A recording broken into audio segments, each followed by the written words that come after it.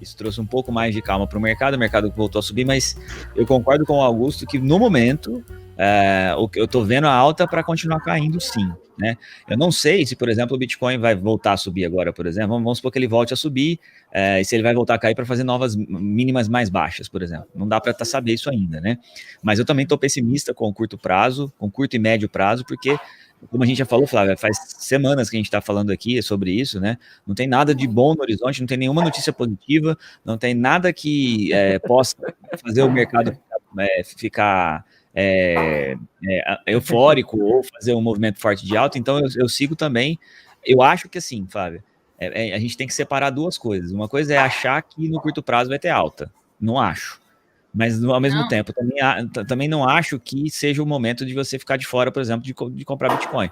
Eu acho que é um momento, sim, Perfeito. que a gente deve aproveitar para comprar. Não compraria tudo agora, porque a gente ainda pode ter mais quedas, mas começar a se expor, principalmente para quem está de fora, pode ser uma puta de uma oportunidade que talvez a gente não veja de novo. Não tem como saber o futuro, né? Se o mercado. Apesar de estar todo. Uma coisa só, Augusto, né? O mercado está muito negativo. Está todo mundo pensando muito em queda. E a gente já está começando Por a isso que é entrar bom de comprar. É isso, exatamente. A gente já está começando a entrar num ritmo de sentimento que é muito, tão negativo que começa a se aproximar. Olha, isso está com cara de começar, está começando a ter cara de fundo esse negócio. Ainda não está, ainda não precisa de uma de capitulação que a gente gostaria de ver, mas como a gente não tem como saber se vai ter isso mesmo ou não, né, a gente não tem como ter essa certeza, eu acho que agora é uma hora de começar a aproveitar aí. Realmente, o Ethereum tá no perigo ali, ele vai chegar, acho que está chegando num ponto de disrupção que pode acontecer, realmente pode acontecer isso tudo que o Augusto falou, não descarta essa possibilidade. A mudança para Proof of Stake, ela é um problema, sim, no sentido que muita gente, por exemplo, os Bitcoin maximalistas já não compram Ethereum, não compram nada. Agora, aqueles que são mais tendenciosos para o Bitcoin e ainda gostam um pouco de Ethereum, vão deixar de gostar por causa disso. Então você tem um movimento, principalmente das pessoas mais roots com isso, de achar ruim. O que vocês acham dessa mudança de Proof of Work para Proof of Stake? Eu, sinceramente, acho que não precisava. Não tinha necessidade de fazer. Acho que o ganho não é suficiente para as coisas. Mas, assim, na função de altcoin aí, né, como o Augusto está falando, eu já considero o Ethereum uma coin, não uma altcoin, mas tá certo, quem tem que testar a mudança são eles. A única coisa que eu acho ruim, Flávia, é que o Ethereum é muito grande para uma mudança desse tamanho, né? Então, se você fosse perguntar para mim assim, você faria o negócio do carro andando, e é um carro andando realmente a 400 por hora, nem 200, né? Ele é robusto o carro. Muito, é um carro que, assim, tá com muita gente dentro. Na verdade, é um puta de um transatlântico esse negócio, não é mais um carro. Né? Exatamente. Trocar o casco, não é trocar o motor só, né? Então, assim, é muito grave, porque é muito dinheiro envolvido. Então, eu, sinceramente, preferia que isso não acontecesse, se você me perguntar. Mas é uma mudança muito bruta. Até que ponto essa mudança ela é necessária? Óbvio, tem algumas coisas que, assim, ok, são necessárias, mas até que ponto ela é necessária? É por causa da função da escalabilidade. Time que tá ganhando não se mexe, mas time que tá ganhando não se mexe. Essa história começou lá em 2016. Não vai mudar a escalabilidade a princípio, né? Você não vai mudar a escalabilidade. Não, no primeiro momento não. No primeiro momento não. Mas é que dizem também que é mais descentralizado, que você permite aí a questão da descentralização, a questão da energia elétrica, tem essas frescuras, esses papos socialistas que me dão nervo às vezes. Mas assim, eu não sei até que ponto realmente vale a pena. Cara, eu tô de fora desse barco em movimento por enquanto. Eu vou voltar para ele. Esses bitcoins esses etéreos que eu converti em Bitcoin, esses bitcoins eu pretendo transformar eles de volta em Ethereum, de preferência com mais Ethereums do que eu tinha antes, que eu também estou tentando aumentar em 25% os meus Ethereums, né? Esse movimento. Esse é o meu objetivo. Mas eu confio, eu gosto bastante do Ethereum, só que eu sei que o Ethereum ele não é o Bitcoin, cara. Não adianta. Enquanto tiver o Vitalik agora vai ser menos ainda, né? Enquanto tiver é que ele não tem nada a ver, eles são bichos completamente diferentes, né? Um é para ser tipo um sistema monetário, uma forma de dinheiro ou de proteção de capital descentralizada e distribuída, que quase não se modifica. O seu protocolo tem atualizações, mas ele tem muito essa questão de não mexer, não modificar os seus parâmetros.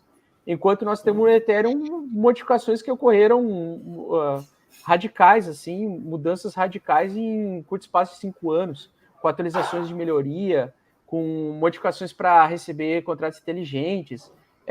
É outra dinâmica, né? Só que eu acho que ela é, assim, eu acho que ela é muito mais arriscada, porque eu acho que o Ethereum é um protótipo, ele não é uma coisa pronta, e ele é o maior dos protótipos. E eu acho que muita gente está colocando muito dinheiro nisso e apostando muito alto nisso. E, cara, eu não sei se pode acontecer um cisne negro na hora dessa modificação. Então, eu tô de fora de me arriscar, ficar num cisne negro que possa surgir por conta da atualização, tanto desse ano quanto do ano que vem, quando começar os shardings, né? Os shardings, na verdade, os shardings é que promete um pouco mais de escalabilidade. Mas isso é só no ano que vem, supostamente ano que vem ou no outro ano ainda. É que eu acho que a mudança do sharding é mais grave, né? Porque essa mudança inicial nem diminuiu o preço do gas, não vai, porque a mesma utilização de rede... Olha que interessante o que tu falou. Olha que interessante que tu falou. Que o sharding é mais grave. Ou seja, nós temos ainda duas atualizações críticas para o Ethereum, que é a maior cripto depois do Bitcoin, que tem bilhões de dólares envolvidos, que tem grandes empresas desenvolvendo em cima desse ecossistema, como o protocolo da Aave, MakerDAO, entre outros. Cara, a gente está falando, gente, o Ethereum, hoje dá o problema do Ethereum é destruir com o mercado cripto. Por quê? Porque em cima do Ethereum roda os protocolos ERC20 e Tether, em cima do Ether funciona o ERC20 da USDC, que é a segunda maior stablecoin. Nós temos o DAI. Então aí nós estamos falando de várias stablecoins, algorítmicas ou não, com colateralização ou não, vulneráveis a uma atualização. Então essa atualização é a coisa, para mim, ela é a coisa mais séria do mercado cripto atual, assim, das atualizações. Por quê? Porque as pessoas não têm noção que o mercado, 90% do mercado cripto hoje é Ethereum. É Ethereum e o que foi desenvolvido em volta dele, em cima dele. Chainlink é da Ethereum, do ecossistema da rede Ethereum. Então, isso que a Chainlink teve um problema de passar a informação no oráculo naquele período da Terra Luna ali ainda. Do problema quando ela perdeu a PEG do dólar, do token UST, né? Então, o que acontece? A gente tem assim, cara, a gente está falando de um risco gigantesco. Eu não consigo ficar tranquilo exposto mais em Ethereum como antes, tá? Mas isso é importante. O quanto você suporta, você suporta ver o teu capital podendo, sei lá, ir a zero, podendo, sei lá o quê, desvalorizar o que você colocou. Eu suporto isso. Tá tudo bem, se você não suporta, né? É que assim, Flávia, muita gente confunde que muitas empresas, Facebook, Google estão fazendo parcerias com o Flow ou com aquela outro protocolo aí, a própria Chainlink, para fazer o Google versão metaverso, o Google Web3, por exemplo. Só que, cara, a gente só que em cima disso, o Ethereum roda em cima de servidores da Amazon. Então, isso é uma coisa assim que me preocupa demais, bicho. Demais, assim. Eu comecei a identificar vulnerabilidades que começaram a me preocupar muito, entendeu? O Marcelão não concordou 100% com isso. Não é que assim, o Ethereum rode em cima do Amazon especificamente, né? O problema é que tem muita coisa centralizada no Ethereum, por exemplo, a parte da Infura, que é o principal fornecedor de acesso, porque quando você vai conversar com uma rede descentralizada, você precisa de um ponto de acesso, e a Infura é o principal ponto de acesso da Ethereum, que é a MetaMask que usa, a maioria dos projetos usa, todo mundo que desenvolve acaba usando. Por quê? Porque é muito complexo, muito caro você montar um servidor que roda um full node de Ethereum. Para você conseguir rodar um node no Ethereum, é muito, muito complexo, é muito caro, é muito difícil. Então, como é muito difícil, diferente do Bitcoin, né, você consegue rodar um full node na sua máquina. Você não é um minerador, mas você consegue ser um validador da rede e você consegue ali usar isso para fazer teste, fazer outras coisas, né? No caso do Ethereum, isso é muito complexo. E aí tem a Infura que faz isso, disponibiliza o serviço lá, os servidores para isso. Só que isso é um ponto mega centralizado, né? Se a Infura sai do ar, e a gente viu coisas acontecendo esse ano já, ou no ano passado, agora eu não lembro, mas da Infura bloqueando lá alguns IPs. Foi quase um negócio na Rússia. Sim, foi esse ano. E a Infura foi lá e bloqueou alguns endereços lá que não podiam e tal. Então a gente, nessa hora, ficou claro essa centralização dessa parte do projeto, né? Eu até vi, Augusto, você estava com o Orlando, não sei se foi da live de hoje, de ontem, ele estava falando sobre essa descentralização. Ele tocou muito no ponto de descentralização, só que ele falou da descentralização do código, né? Do código. Ele estava falando de código, e assim, quando a gente fala de descentralização do Bitcoin ser mais descentralizado, a gente está falando do código, a gente está falando do ecossistema, né? Do tanto de máquinas. Do protocolo. O protocolo inteiro. O Ethereum tem uma centralização maior. Então, assim, existem realmente alguns riscos, algumas críticas fortes a várias coisas no Ethereum nesse sentido, né? E o Proof of Stake pode ajudar essas coisas a se resolverem ou não. Eu concordo com o Augusto, isso pode ter sim problemas, a gente não tem como excluir. Mas, por outro lado, a gente também tem uma série de testes sobre um modo de Proof of Stake e também até o próprio Shard em outras redes. O Bitcoin usou já muitas vezes o Litecoin como uma rede de testes, né?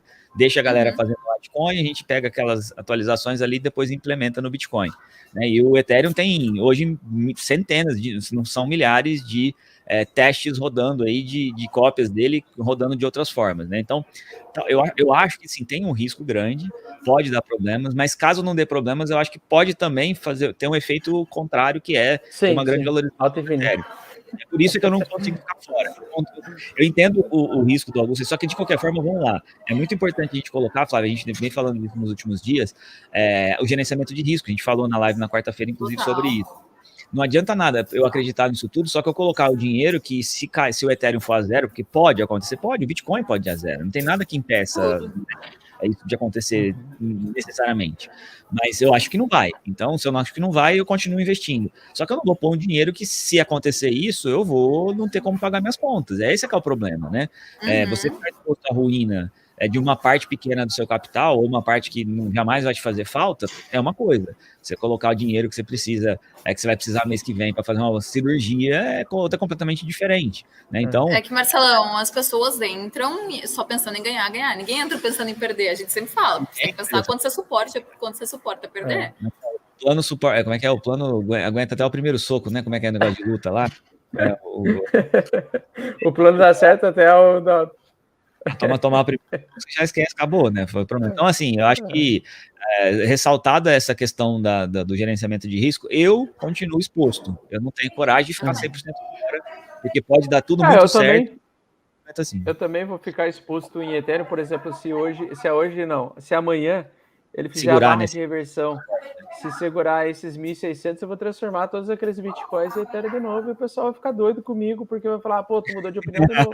Mas calma, mas é porque uma coisa que eu falo que é muito trader, importante. Augusto, que eu falo que é muito importante. Você vai transformar em Ethereum. Legal. Só que, gente, vocês não sabem quanto tempo ele vai transformar em Ethereum. Ele está transformando em Ethereum para, aproveitar uma movimentação ali, sair e mandar para Bitcoin de novo. Poder ficar um mês. Eu posso ficar um mês exposto em Ethereum de novo, e aí em julho eu troco tudo por BTC de novo. É o cara que te ouve, né, Augusto? Que ouve, que a gente fala e eventualmente faz igual. Só que ele assistiu uma live você falando isso e não assiste as outras. A outra que você falou que você saiu, ele tá querendo copiar, né? Tá querendo copiar. E ele ouve uma e não ouve a outra. É que ele quer o grupo de sinais. Ele quer esse sinal.